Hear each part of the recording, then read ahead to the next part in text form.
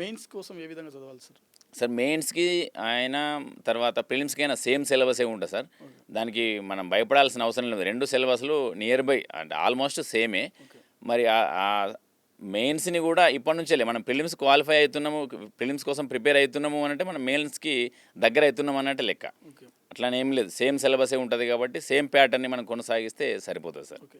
Sir weightage different ఉంటుందా మనకు ఎస్ఏలో కానీ కానిస్టేబుల్లో కానీ? అంటే మార్క్స్ ఫర్ ఎగ్జాంపుల్ ప్రిలిమ్స్లో 200 మార్క్స్, మెయిన్స్లో ఏమైనా పెరిగేటువంటి అవకాశం ఉంటుందా ఎస్ఐ కానీ కానిస్టేబుల్ కానీ? అవును సార్ మారిపోతుంది. ఇప్పుడు అంటే ఎగ్జామ్ సిలబస్ ఏమవుతుంది కానీ ఎగ్జామ్ ప్యాటర్న్ మారిపోతుంది సార్. ఇప్పుడు కానిస్టేబుల్ అయితే ఓన్లీ 200 మార్క్స్కే ఉంటుంది పేపర్ మొత్తం. ఓకే. అదే మరి ఎస్ఐకి అయితే తెలుగుకి ఒక 100 మార్క్స్, తర్వాత మనకు అనుకున్నటువంటి ఇంగ్లీష్కి ఉంటుంది.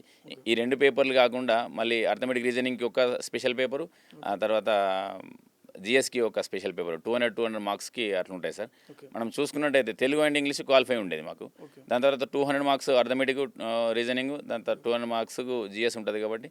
కానీ అదే కానిస్టేబుల్కి వచ్చేసరికి మొత్తం 200 మార్క్స్ తోటే ఉంటుంది సార్ పేపర్ అంతా. ఓకే. అంటే అట్లా ప్యాటర్న్ చేంజ్ ఉంటుంది.